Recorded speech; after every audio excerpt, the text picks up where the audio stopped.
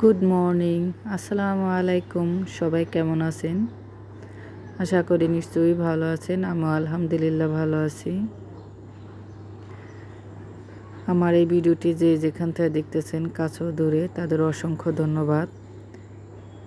Video দেখার সময় please একটা লাইক দিয়ে ভিডিও দেখবেন।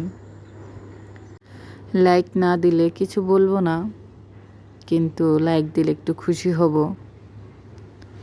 আমার ভিডিও কেমন লাগে অবশ্যই কমেন্টে মতামত জানাবেন। কেমন ভিডিও চান তাও জানাবেন। একটা ভিডিও করতে অনেকটাই পরিশ্রম হয়, কষ্ট হয়। যদি লাইক কমেন্ট না পাই, ভিউজ না পাই, অনেক খারাপ লাগে। তো আমার এই গাছের ফুলগুলি কিছুদিন আগে ফুটছে, অনেকটা দিন ধরেই আছে, ঝরে যায় না। আলহামদুলিল্লাহ, এই ফুল বুঝি অনেক দিন থাকে। তারপর চলে আসলাম রান্নাঘরে রুটি বানাতে। তো অনেক দিন পর আজকে পরোটা বানাবো। রোজার মধ্যে বানাইছিলাম 2 দিন, তারপর এর মধ্যে আর বানানো হয়নি পরোটা। ছেলেদের খুবই পছন্দ, তারপরও বানাই দিই না, কারণ প্রচুর গরম আর এখন শুধু গ্যাস হচ্ছে। ছেলেরা তো খেতেই চায়, আমি দেই না ইচ্ছা করে, কারণ এখন এই পরোটা খেয়ে যাবে স্কুলে, আসবে 10টা-11টার সময়। এর মধ্যে তো আর কিছু খাবে না। তেলের জিনিস খেয়ে আবার বাসায় এসে যে কিছু খাবে তাও খাবে না। 2টা, 2:30 বা 3টা বাজে ভাত খাবে। তো ওদের গ্যাস হয়ে যায়, পেট ব্যথা করে। ওদের ভালোর জন্যে পরোটা দেই না, ছেলেরা চায়, দেই না। তো আজকে ভাবলাম অনেক দিন ধরে দেই না, আজকে দেই। তো আজকে দিলাম, আর কবে দিব তারও ঠিক নাই। আবার যখন বৃষ্টি নামবে, ঠান্ডা ঠান্ডা ওয়েদার থাকবে, তখন দিব। এর মাঝে আর দিব না। তো এখন রুটি ভাজতেছে আমাদের জন্য। আর এই গাছটা ছাদে থেকে কুড়িয়ে পেয়েছি। তো ভাবছেন ছাদে আবার কুড়ায় পাই কী করে? সেদিনকে অনেক বৃষ্টি হয়েছিল, তো অনেক গাছ ঝড়ে পড়ে গেছে। অনেকের গাছ আছে ছাদে, তো আমি যাই দেখলাম একটা ডাল পড়ে আছে।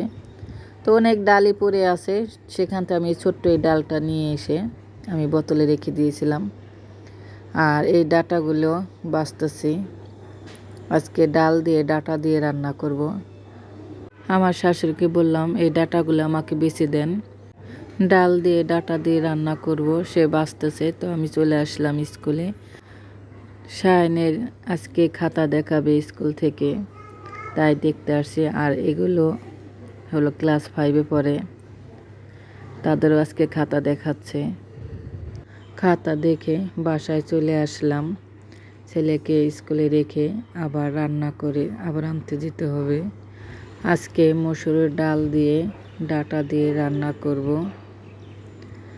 ডালটা ভালো করে ধুয়ে নিয়েছি, আর ডাঁটাগুলো বেছে ঝুরি করে কেটে নিয়েছি। পেঁয়াজ কাঁচামরিচ দিয়ে অল্প একটু আদা রসুন বাটা দেব, হলুদের গুঁড়ো অল্প একটু দেব, লবণ সরষের তেল দিয়ে ভালো করে মাখিয়ে নেব।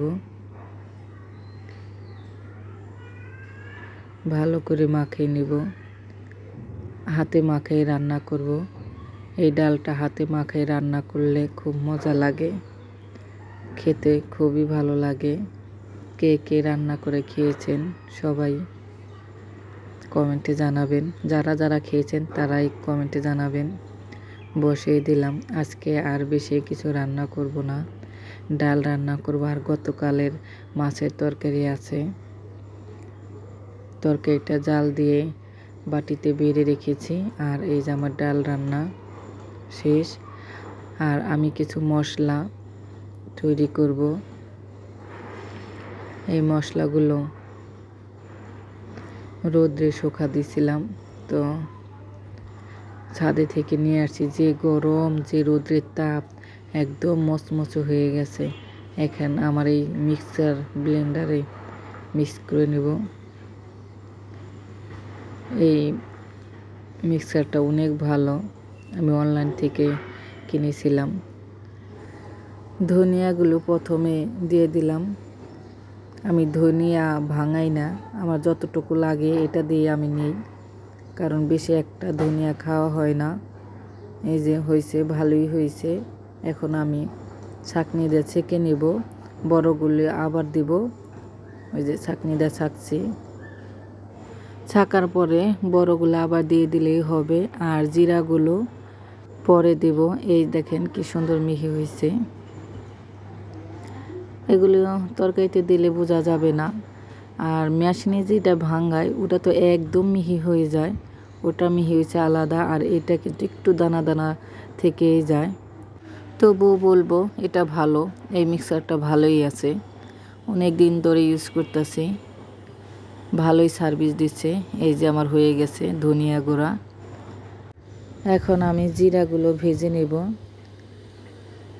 জিরা ভাজা, জিরাটা আলাদা একটা ফ্লেভার, গ্রান খুব ভালো লাগে।